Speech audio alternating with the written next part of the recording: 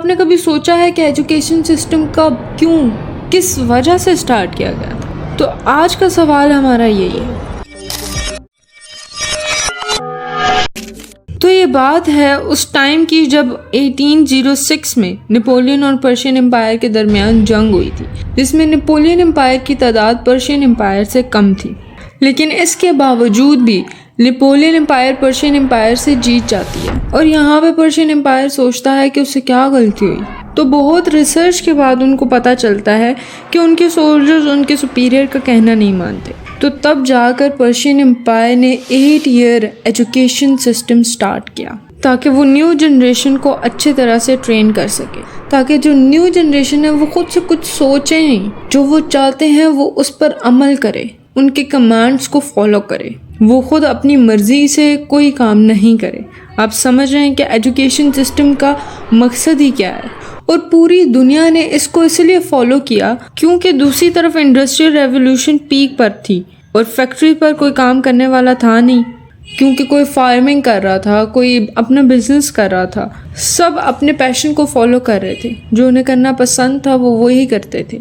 लेकिन उस time factories पे काम करने वाले लोग चाहिए थे, इसलिए उन्होंने भी पर्शियन एजुकेशन सिस्टम को अप्लाई किया, ताकि नई जनरेशन के दिमाग में बिठा सकें कि अगर आपको पैसे कमाने हैं तो आपको पढ़ना पड़ेगा, और पढ़ने के बाद अच्छी फैक्ट्री, अच्छी कंपनी में आपकी जॉब लग जाएगी, जिससे आप अपने ख्वाब पूरे कर सकते हैं, आप अच्छी जिंदगी जी सकते हैं, आपका स्टैंडर्ड ऑफ लिविंग चेंज हो सकता है, आपके पेरेंट्स खुश रह सकते हैं। ये सब तब जब आप स्कूल जाएं, एजुकेशन सिस्टम को फॉलो करें। लेकिन मेरा आपसे ये सवाल है, क्या वाकई ऐसा होता है? ऑफ कोर्स नहीं।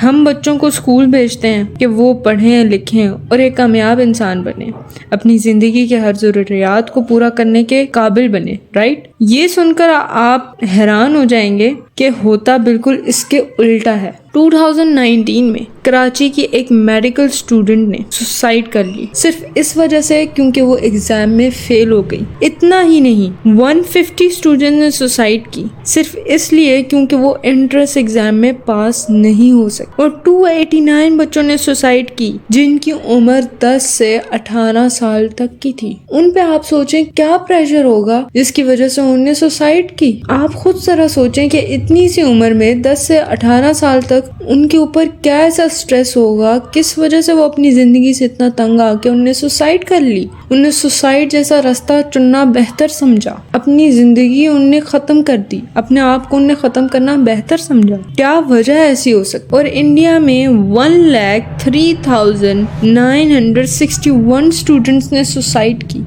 According to the report of last decade. क्या अभी भी आपको लगता है कि हमें बच्चों को फोर्स करना चाहिए कि वो उसी एजुकेशन सिस्टम को फॉलो करें, क्या में घूमे जिसमें सब घूम रहे हैं, जिस सर्कल को सब फॉलो कर रहे हैं? ये कोई प्रिंसिपल नहीं है कि हमें बच्चों को स्कूल भेजना है। दिस इज जस्ट फॉर के आप अपने बच्चों को इब्तदाई तालीम दे दो ताकि वो समझ सकें, ताकि वो दूसरे बच्चों से इंटरेक्ट कर सकें। आप इतनी तालीम उनको दे दो। खुद जो उनकी सलाहियत होती है ना सोचने वाली, वो स्कूल सिस्टम उनकी बिल्कुल खत्म कर देता है। वो खुद से कुछ करना चाहते हैं तो वो कर ही नहीं पाते, क्योंकि इतना करप्टेड है ये सिस्टम। इस सिस्टम को चाहिए जो उनके पास स्किल्स हैं उनको और अच्छा करके रिप्रेजेंट करे, उनकी स्किल्स को दुनिया के काबिल बनाए। लेकिन नहीं, ये सिस्टम इतना खराब है कि वो उस स्किल को खत्म करके वो उनको सिर्फ वही करने देते हैं जो वो चाहते हैं। जो बच्चे खुद करना चाहते हैं वो उन्हें करने ही नहीं दे रहे। अगर अभी भी आपको ये समझ नहीं आ रहा तो मेरा आपसे ये सवाल है, क्या आप वो काम करना पसंद करोगे जो आपको करना पसंद ही नहीं है?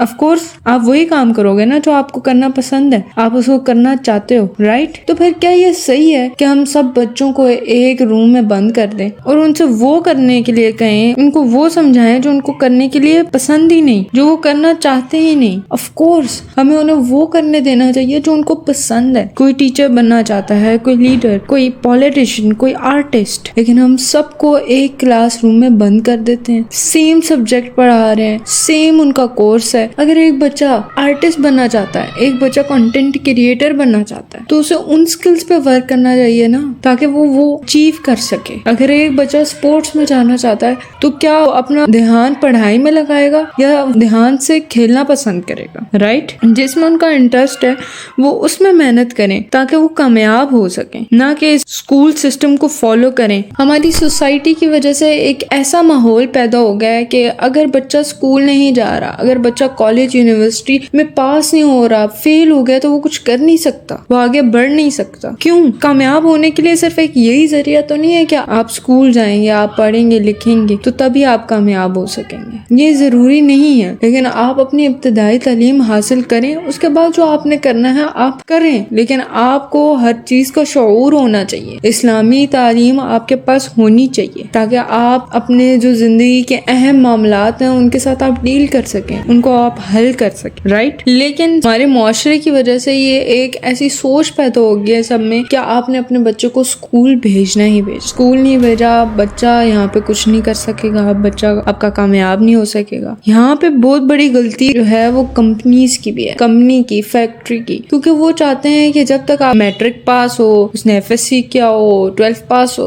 तभी हम उसको जॉब देंगे। क्यों? वाई? आप उसके अंदर स्किल डेवलप कर सकते हो, उसके पास इतना पोटेंशियल है। इसी वजह से फिर हमारी यूथ जो है ना वो बहुत ही गलत रास्ते पे जा, अगर उनके पास काम होता, उनका माइंड किसी और जगह पे डिवर्ट होता, मुल्क में फिर बहुत से ऐसे नौजवान होते जिनके पास बहुत अच्छी अच्छी स्किल्स होती, हमारी इकोनॉमी डेवलप होती, उनकी सलाहियत जो होती है सुस्ती की वजह से खत्म हो जाती। तो मेरी कंपनी फैक्ट्री से बहुत हम्बल रिक्वेस्ट है कि अगर बच्चे में आपको वो पोटेंशियल दिखता है तो आप प्लीज उस पोटेंशियल को जाया ना होने दें। अगर आपको बच्चे में वो पोटेंशियल, वो स्किल दिखती है कि वो कर सकता है, वो करना चाहता है, तो प्लीज उसे हारने ना दें। हर चीज को डिजाइन किया जाता है बनाने से पहले। क्या आप जानते हैं कि स्कूल सिस्टम किस तरह डिजाइन किया गया? नहीं? तो आइए इस वीडियो के जरिए जानते हैं। हम एक ऐसी जगह बनाते हैं जहां हम पूरा दिन लोगों को कैद रखें अंडर स्ट्रिक्ट सुपरविजन। इंटरेस्टिंग। उधर वो करेंगे क्या? जो हम उनसे करवाना चाहे। उनकी पूरी जिंदगी हमारे कंट्रोल में होगी। उन्होंने बाथरूम जाना है, पानी पीना है, किसी से बात तक करनी है तो हमारे से इजाजत लेनी होगी। डैम, थोड़ा इनह्यूमेन है, लेकिन सोसाइटी एक्सेप्ट नहीं करेगी ऐसी चीज। करेगी ना, क्योंकि हम इन लोगों को इसलिए इधर रख रहे हैं ताकि वो बेहतर इंसान बन सके। ऊपर से दिन में कोई 20-25 मिनट ब्रेक का टाइम भी होगा जिसमें वो खाना शाना खा लेंगे। Nice nice. लेकिन जो ही बेल बजेगी तो सब फौरन वापस अपने छोटे छोटे कमरों में बंद। तो उन कमरों में होगा क्या? उनको सिखाया जाएगा कि 2 किस्म के लोग होते हैं, अच्छे कैदी, बुरे कैदी। अच्छे कैदी वो होते हैं जो ओबीडियंट होते हैं, जो कहना मानते हैं, जो खुद से नहीं सोचते और हमारे सारे रूल्स रट्टा लगाकर फॉलो करते हैं। लेकिन कोई अच्छा कैदी क्यों बनना चाहेगा? क्योंकि अच्छे कैदियों को हम रिवॉर्ड करेंगे ना। उनको बाकी कैदियों से ऊपर दर्जे की पोजीशंस देंगे। कुछ को तो हम मॉनिटर्स भी बना सकते हैं। मॉनिटर, इन्फॉर्मेंट्स, यानी कि बुरे कैदियों की बुरे कामों की चुस लगाने वाले। Divide and conquer, I love it. और जो बुरे कैदी होंगे उनको हम पनिश करेंगे, उनका ब्रेक टाइम ले लेंगे, उनको बाहर खड़ा करेंगे और उन पे और रोक डालेंगे। Full dictatorship vibes. और अगर कोई ज्यादा चौड़ा होता है तो हम उसके पेरेंट्स को बुलाकर उसे बाहर फेंक देंगे। बाहर फेंक दोगे फिर तो आजाद नहीं हो जाएगा। हाँ, वेट, ओ सॉरी मैं अभी असल में स्कूल बनाने वाला प्लान बता रहा था। अब आते हैं जेल वाले प्लान पे। देख, इससे आपको अंदाजा हो ही गया होगा स्कूल सिस्टम और जेल में कितना ही फर्क है। ये देखें ये है आज के जमाने की कार, और ये है 150 साल पुरानी कार, और ये है आजकल का क्लासरूम, और ये है 150 साल पुराना क्लास। कुछ नहीं बदला, राइट? तो क्या वाकई में स्कूल बच्चों को फ्यूचर के लिए तैयार कर रहे हैं? Car from today, and here's a car from 150 years ago. Big difference, right? Well, get this. Here's a classroom of today, and here's a class we used 150 years ago. School में कुछ grades number आपका future decide करते हैं। Wait, क्या आपने mark Zuckerberg, Bill Gates के नाम सुने हैं? ये दुनिया के अमीर तरीन लोगों में से एक हैं जो एजुकेशन सिस्टम के ट्रैप से बच गए। मैंने आपको इनकी मिसाल इसलिए दी है कि आप जान सकें कि कामयाब होने के लिए स्कूल जाना जरूरी नहीं, बल्कि पूरी लगन से वो काम करना जरूरी है जो आपको पसंद है। उसने ये खत लिखा था अपने फेवरेट वाइल्ड लाइफ फोटोग्राफर को, आंद्रे इस्तेवान। हाँ, इस्तेवान। उसके पास जाके हंगरी जाके काम सीखना चाहता था वो, लेकिन अपने बाप हिटलर कुरैशी के डर से कभी उसे लेटर पोस्ट ही नहीं किया। अरे इंजीनियरिंग छोड़ और वाइल्ड लाइफ फोटोग्राफर बन। वो काम कर जिसमें तेरा टैलेंट है। लोग कई साल मेहनत करते हैं, दिन रात एक करके पढ़ते हैं, अपनी स्कूल कॉलेज एकेडमी की फीस भरने के लिए वो भूखे रह लेते हैं, जी जान लगा देते हैं, जिसकी वजह से उनकी जिंदगी की अहम जरूरियात भी पूरी नहीं हो पाती। और ये सब वो इसलिए करते हैं ताकि उनका फ्यूचर अच्छा हो सके, ताकि एक दिन उनकी अच्छी जॉब लग जाए, उनकी फैमिली खुश हो, उनके पेरेंट्स उनसे खुश हों, उनके ख्वाब पूरे हो जाएं। लेकिन आप एक करप्टेड सिस्टम से क्या ही एक्सपेक्ट करते हैं? डिग्री लिया, जैसे क्या एमएससी किया, एमएड किया, मैंने एमए खोटा, लास्ट में ट्राइबल इंडियन लैंग्वेज में किया, बीएड किया, सीटेट क्वालिफाइड किया, नेट क्वालिफाइड करने के इस दौरान आपकी ज़िंदगी में क्या क्या छूट गया? जिंदगी में सारी चीज़ छूट गया सर। घर परिवार रिश्तेदार सारे छूट गए। हम लोग को बहुत हीन भावना से देखते हैं लोग, जो भी देखते हैं हम लोग को बहुत हीन भावना से। परिवार रिश्तेदार वाले उतना बात नहीं करते हैं सर। और मैं 2 साल से गाँव में भी नहीं गया अभी तक। क्यों नहीं जा रहे? दुख है सर, क्या बोलूँ। मैं अपने दुख और पीड़ा को किसी पर सामना नहीं कर सकता। इल्म हासिल करना हर मुसलमान मर्द औरत पर फर्ज है। ये बात दुरुस्त है, हमें इल्म हासिल करना चाहिए। हमें आगे बढ़ने के लिए, तरक्की करने के लिए सवाल करना होगा, चीजों की तह तक जाना होगा।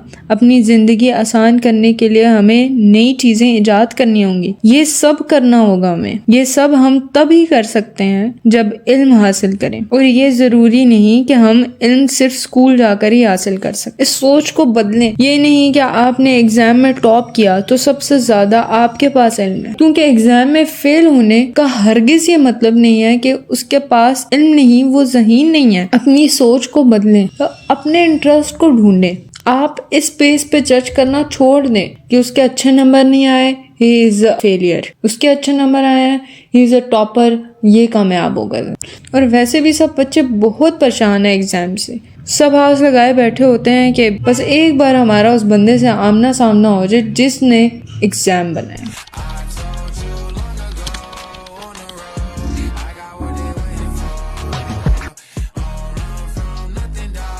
वही लोग साले में आ रहा हूं।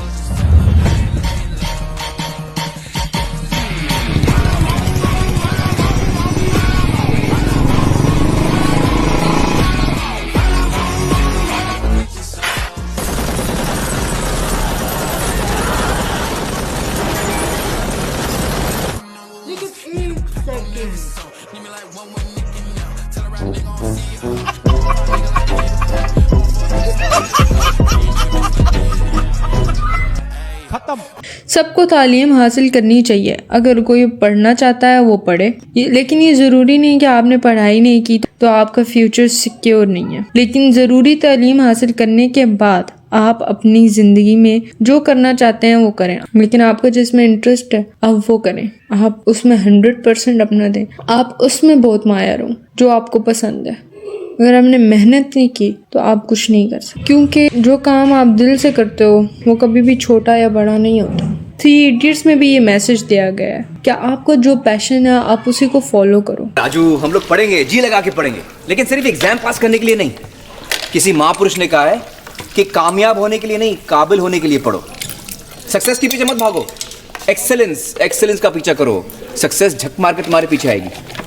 मेरा आपसे सवाल है कि अगर अब्दुल कदीर खान एक डॉक्टर बन जाता है, क्या आज पाकिस्तान के पास न्यूक्लियर पावर होती?